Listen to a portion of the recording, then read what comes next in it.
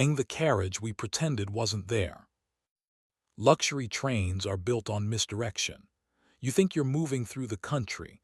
Really, the whole country is being dragged past your window like a patient lie. I should know. I'm the security manager on the Aurora line, 3 nights from Budapest to Paris with a salon car, a pianist who can play quiet enough to make a billionaire confess, and a staff that smiles as if secrets are part of the fare. I'm Adam, 35. Ex-military if you believe rumors, ex-nothing if you ask my mother. My job is to keep people from learning that a locked door is only a suggestion. On the morning we left Calais, a storm crouched over the city like a thought someone didn't finish. We boarded early passengers, diplomats who preferred tuxedos to passports, a novelist who believed anonymity is a hat, an influencer whose luggage had more opinions than her manager.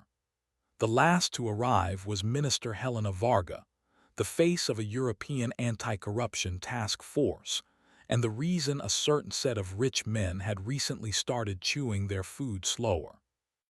She wore a navy coat and an expression that made detours move out of her way. In her wake floated a man I recognized from posters and gossip, Leon Devereux, a countertenor whose voice could make your reflection apologize. He carried nothing and everything. They didn't look at each other. That's how you know.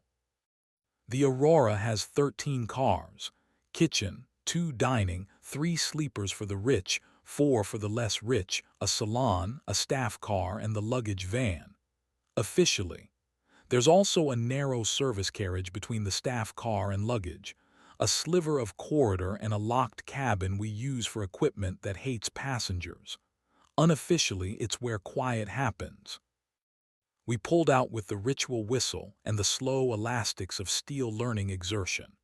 My team did the usual, patrolled vestibules, watched for hands that wanted to be more than hands, pretended not to see men practicing adultery with their eyes. I made my first round past the salon at noon. Leon was at the piano without touching it. Helena stood at the window with her hands behind her back like a woman listening for good news she planned to deny. A waiter asked if I wanted coffee. I said no because my job is to keep my heart rate predictable. Half an hour into Slovakia, the conductor pinged me. "We need you in the office," he said, tone that means do not bring anybody who breathes loud. Our office is the size of a generous coffin. On the desk, a sealed courier bag split open like a fish. Inside, a brochure, except not a brochure, a manifesto. 10 pages of polite outrage and ugly names. It belonged to the minister. It detailed a cross-border shell game that would make a judge cry into his sleeve. It was supposed to be presented in Vienna in 3 days, with television and flags. The courier seal said this was a second copy, placed aboard for safety. The zipper track had been cut with something precise. "The bag was in her compartment when we left," the conductor said. "Her chief of staff put it under the seat. 2 hours later she asked for it. This is how it looks now." "Who touched the room?" I asked. "Her staffer, the attendant, the minister, and God," he said. "And you if I hand it to you." "Don't," I said. "Take it back. Tell her I'm coming to apologize in person." Helena accepted my apology with a nod weighted like a medal. "I don't care about the bag," she said. "I care about its contents traveling safely to Vienna by any means other than public cloud. I care about your train being a shipwreck without witnesses." "You suspect someone aboard," I said. "I suspect everyone," she said, "including myself twice." She gestured to the couch. Her staffer, Marta, calico scarf, the exhausted grace of a person who feeds a machine all day, looked like she wanted to offer me a seat and an alibi. I stood. "Did you photograph it?" I asked. "We never photograph sensitive documents," Helena said. "That way we can say never with honesty." "Who knew it was here?" "People who can recognize risk wearing a coat," she said. My office, the embassy, the people screaming in my inbox with money.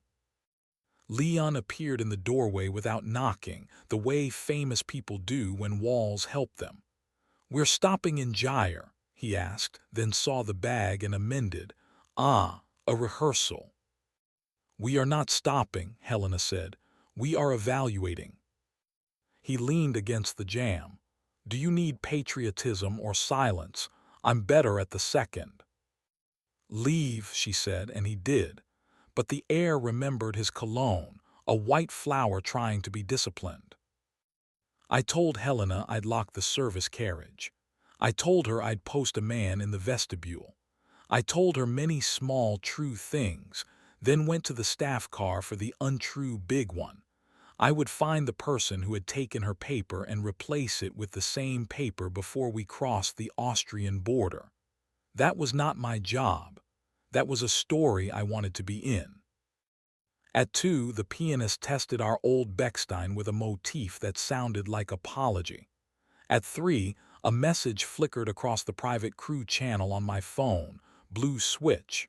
West coupling. 15. 10. We don't use color codes on this line. We use numbers and location and the occasional desperate prayer. Blue suggested a hand that had worked in places where secret is a job title. I went to the west coupling, the joint between the service carriage and the luggage van, at 15:08 and leaned on the rail like a man who enjoys mechanical romance. The river ran the other way. The country admitted trees, footsteps. Leon. He came up behind me and looked past my shoulder at the disappeared distance. "If I tell you something," he said, "do you hand me to a government?" "I hand everyone to a door," I said. "They can walk or not." He smiled small. "Her bag is not missing," he said. "It is traded." "For what?" I asked. "Time," he said, "and a promise that will not hold when the train stops." He pulled a folded paper from his jacket, the way magicians produce a scarf you forgot was yours. He unfolded it. The same manifesto, but 2 pages were mirror images. Left justified text where it should curve right, footnotes transposed like a sloppy romance. "Copies make confessions," he said. "You?" I asked. "If I had wanted it," he said, "I would have sung for it. Someone else prefers scissors." I looked at his face the way I look at doors, for hinges. "Why tell me?" "Because she will hate you for an hour and trust you after," he said. "Because I am not the type of man she should trust on purpose." "Are you using her?" I asked. "I'm using a train," he said. "It moves and I don't have to." The service carriage has a door some staff forget to lock because it sees so little and speaks less. Inside, crates, linen, a boiler that sighs like an actor, and a narrow cabin with a desk and a window that frames fields like a painting you could sell twice. On the desk, a small camera. On the camera, a cable. On the cable, nothing human. I placed my hand on the wood and felt warmth where there shouldn't be any. Someone had been here recently, thinking. I shut the door softly. In the corridor, a shadow detached itself from a shadow. "Marta." "I didn't know where else to go," she said. "She will break me if I bring her another calm sentence." "Then tell me the frantic one," I said. "I sent a text I shouldn't have," she said.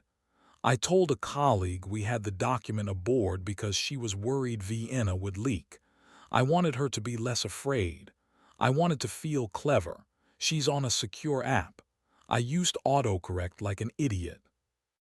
"You told her the carriage number," I said. Her breath hitched. "She's kind, she wouldn't." "Kind is a hobby," I said. "Leverage is employment." We heard voices at the far end of the corridor. A woman laughing in a way that had been practiced. Another voice, male, older, saying, "5 minutes." I pulled Marta into a broom closet with a map's worth of old dust and told her to count to 7 the way people do in fairy tales. Through the crack of the door, Nika slid past.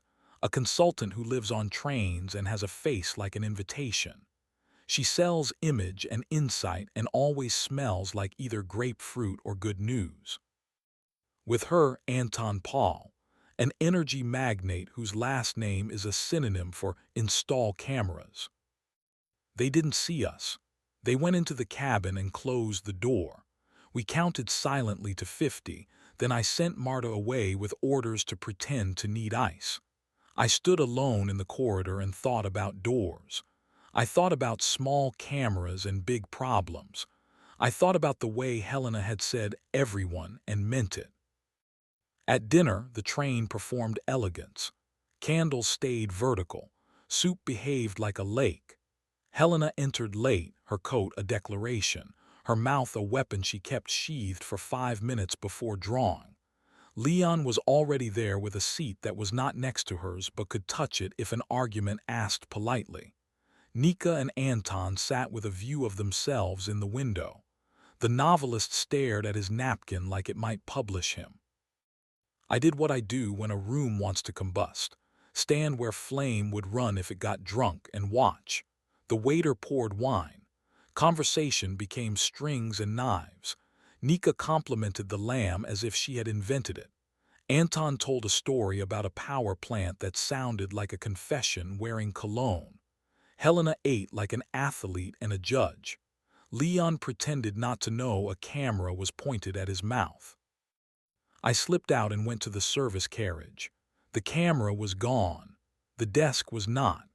Under the desk, where wood meets floor, a small crescent of tape glowed when I angled my phone's light, a marker to show where to place a thing so it sees without looking. I peeled it off. The adhesive stuck like a half-finished thought. Back in the salon, the pianist had switched to something that sounded like a train apologizing to its tracks. Helena stepped out to the vestibule between cars, the little glass box that likes to collect regrets. I followed at a respectful distance and waited until she noticed the respect. "Tell me what you found," she said, eyes on darkness. "An empty camera, a place it liked to sit," I said. "A page that doesn't match its twin. A consultant who wants to be paid twice. A singer who would rather tell the truth if only because he's bored." She looked at my tie pin like it might answer for me. "And what did you choose?" "I haven't yet," I said. "I can pull a fire alarm everyone will believably deny. I can call a border police unit that will make us late and correct. Or I can move your document to a place where people forget to look." "What place is that?" she asked. "On someone's skin," I said. She turned to me then, the car's dim bulbs turning her eyes to coin metal. "You want me to memorize 10 pages?" "No," I said.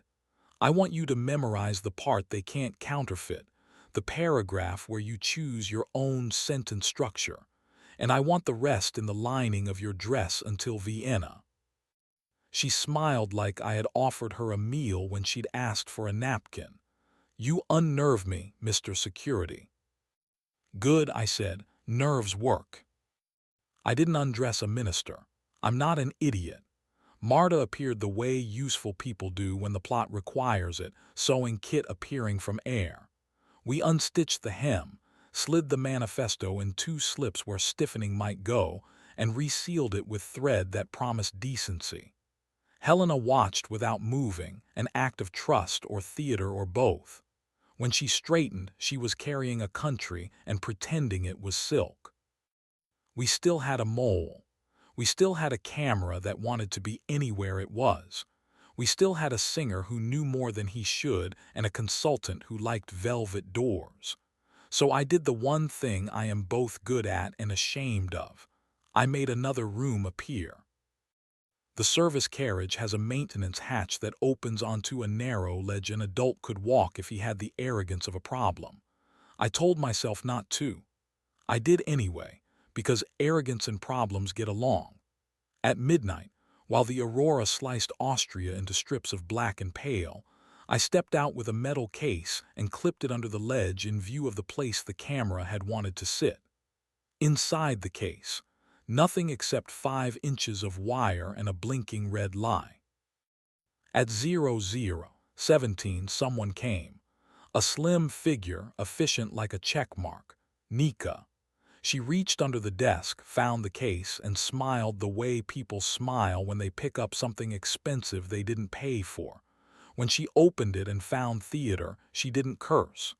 She took the wire anyway and left as if moving emptiness could count. I was waiting in the corridor. "Bad harvest?" I asked. She didn't jump. "Only men assume surprise improves a conversation," she said. "Tell Anton I like his taste in hobbies," I said. "Tell the minister I like hers in men," she said, and eyed the vestibule where, through glass, Helena and Leon were two silhouettes sharing either a strategy or a breath. Nika's mouth did a knot smile. "You can't protect a train from its passengers," she said. "You can only choose which windows fog." When Helena came back to the salon, we were almost to Vienna. The world had decided to be a city again. She passed me and for the briefest beat placed her hand flat on my chest like a test. "Still there?" she asked. "Still," I said, and the word held more than my pulse. We rolled in without incident. Police performed visibility and then bored away. Helena descended with a coat that could lead a parade and disappeared into a convoy of significance. Leon stayed.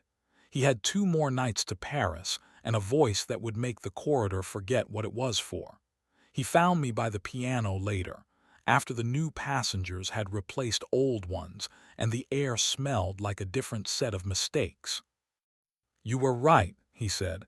"She hates you a little and trusts you more." "I'll live," I said. "Will you?" he asked. "You look like someone who takes the long way around his own life." "Occupational hazard," I said. He set his hand on the piano lid, not playing. "If I ask you for the room between cars, will you give it to me?" "No," I said. "Even if I ask nicely?" "Especially then," I said. He laughed, then looked toward the window where land kept its private conversation with speed. "We are all always arriving somewhere we can pretend is a choice," he said. The second night was rain. The third was clear. Somewhere west of Stuttgart, the novelist sold me a book with his signature as if it were a bribe. In the staff car, Marta slept with her scarf pulled over her eyes like a child. Nika disembarked in Strasbourg with a wave that promised a future I intend to miss. Anton called someone named Fixer and said words that will eventually require additional words. When we reached Paris, a message from Vienna waited in my inbox with the subject line "Delivered." A photo, Helena at a podium, fingers on paper, a room forgetting for an hour to practice doubt. The manifesto lived. It would die in committee later, probably, the way brave things do. But the paragraph she had kept in her mouth sounded like a promise biting into a peach. Before he left, Leon found me at the platform. He didn't say thank you. He said, "You make doors exist." "I lock them mostly," I said. "Same difference," he said, and leaned in just enough that I could smell the white flour he pretended wasn't on purpose. "Tell me if I become a hobby you can't afford." "I will," I said. He stepped back. "Still there?" he asked softly, and for a second I was a city trying to be a man. "Still," I said, and watched him walk into a Paris that never ends, carrying nothing, as if emptiness were the easiest luggage. On my way back through the train, I paused in the service carriage and looked at the desk where the camera had liked to live. The window framed a field pretending to be finished. The rail hummed. I peeled the last of the crescent tape off the wood and stuck it to the inside of my watchband like a private weather report. You can't protect a train from its passengers. You can only decide which carriages you pretend aren't there and stand in the corridor, honest, while the country changes its mind around you.